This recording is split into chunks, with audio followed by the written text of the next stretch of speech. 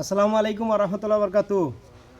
বিঘেট মাছের একটা অব্যর্থ ল্যাপিং তৈরি করতে আমি প্রথমে 1 কেজি দুধের সর, সবাই দুধের সর চেনেন, দুধের সরটা আমি ভালো করে ধুয়ে নেব, যেন এখানে পোড়া কোনো অংশ না থাকে। পোড়া অংশটা তিতা লাগে, তাই কোনো পোড়া অংশ যেন না থাকে। যাই হোক, দুধের সরটা ভালো করে ধুয়ে নিলাম। কালো অংশ, পোড়া অংশ এগুলো আমরা আলাদা করে নেব বা ফেলে দেব। যাই হোক, আমার দুধের সরটা পরিষ্কার আছে। আমি এখন এটাকে প্রসেসিং করব। তো আমার এটা সুন্দর করে পরিষ্কার করা শেষ। এবারে আমি আমার ব্লেন্ডারের মধ্যে এটা দিয়ে দিচ্ছি, পুরোটাই একবারে দিব। 1 কেজির কম হবে, এখানে ধোয়ার পরে কমে গেছে, ময়লাটা ফালাই দিলাম। এবারে আমি এটাকে পাউডার লিকুইড তৈরি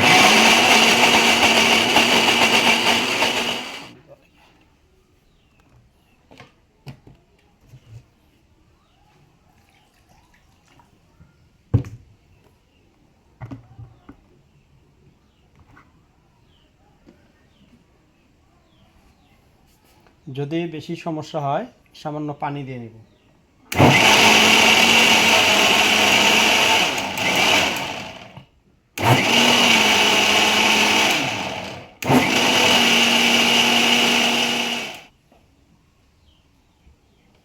অনেক সুন্দর একটা ফ্লেভার আসছে। এটা আমাদের লিকুইড তৈরি হয়ে গেছে একটা। তো লিকুইডটা আমরা সুন্দর করে পরিষ্কার করে নিয়ে নিব।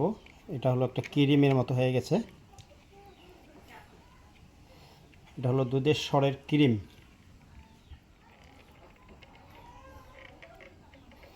দুধের সরের ক্রিম এখানে আরও রয়ে গেছে। আমি এখানে আরেকটা উপকরণ অ্যাড করব।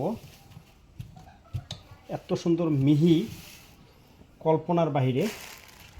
এবারে অ্যাড করলাম ভাত পোলাও। আমরা যে ভাত পোলাওটা নিয়ে আসি, বড়শি দিয়ে কাতলা মাছ ধরার পরে যে ভাত পোলাওটা বাড়তি হয়, সেই ভাত পোলাওটা অনেকেই বলে হারিয়া। এটা আমি 10 থেকে 15 দিন এইভাবে রেখে দিয়েছিলাম এটাকে ক্রিম তৈরি করার জন্য। তো আমার এটা ক্রিম অলরেডি হয়ে গেছে। এটাও আমি এখানে আবার আরেকটু ক্রিম করে নেব।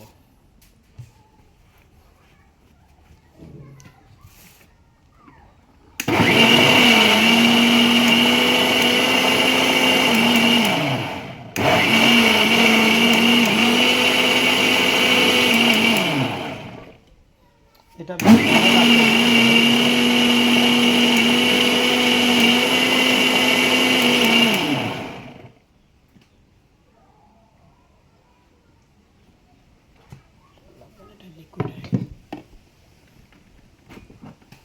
তো দেখুন, আমি ভাত পোলাও ক্রিমটা এখানে দিয়ে দিলাম। যেহেতু আমি এটা বিঘেটের অত্যন্ত কার্যকরী অব্যর্থ একটা লেপিং তৈরি করব, যেহেতু রাতের ভিডিও একটু কম ফুটবে, তারপরও দেখতে থাকুন। এটাতে কিন্তু কাতলা মাছও আকৃষ্ট হবে খুবই ভালো, অত্যন্ত যুগ উপযোগী। যেহেতু আমাদের ফিশিং আইটেম উপকরণগুলো, ফিশিংয়ের উপকরণগুলো দিনের দিন সময়ের কালের প্রেক্ষিতে পরিবর্তন হচ্ছে, তাই আমরাও একটু আপডেট হচ্ছি। শিকারীরা যদি আপডেট না হয় তাহলে আমাদের শখের শিকার অন্যরকম হয়ে যাবে। তো হয়ে গেল আমাদের একটা লিকুইড। এবারে এটাতে আবার হবে, সেটা হচ্ছে মিষ্টি এবং চেঙ্গিস খানের পানি। আপনারা অনেকেই বুঝতে পারবেন চেঙ্গিস খানের পানি কি। চেঙ্গিস খানের পানি এখানে 1 কাপ পরিমাণ ব্যবহার হবে। এখানে মিষ্টি না দিয়ে মিষ্টির রসটা আমি ব্যবহার করব। তো আপনারা এটা বুঝে নিন। এই পুরা এখানে চিনি সরাসরি না দিয়ে মিষ্টির শিরাটা বা মিষ্টির রসটা দিয়ে দেব। তো দেওয়ার পরে এটা তৈরি হবে একটা চমৎকার বিঘেট লেপিং। আজ থেকে 7 দিন পরে এটা ব্যবহার উপযোগী হবে। তো যাই হোক, ভিডিওটি দেখলেন এবং আমার ঘাটে যারা আসবেন তারা এসে দেখবেন লিকুইডটা কীরকম হয়েছে। আমি এটাকে বয়ামের ভিতর এভাবে সংরক্ষণ করলাম।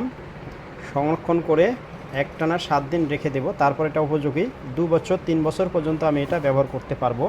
যত দিন চলে যাবে এটা তত কার্যক্ষমতা বৃদ্ধি পাবে। তো এইভাবেই দেওয়া হবে। যারা এটা সংগ্রহ করতে চান অবশ্যই আমাকে ফোন করবেন, ইনশাল্লাহ তার ঠিকানা পাঠিয়ে দেওয়া হবে শুধুমাত্র ব্রিগেড এবং কাতলের জন্য। ইনশাল্লাহ খুব সুন্দর একটা রেসিপি। আসসালামু আলাইকুম ওয়া রাহমাতুল্লাহ।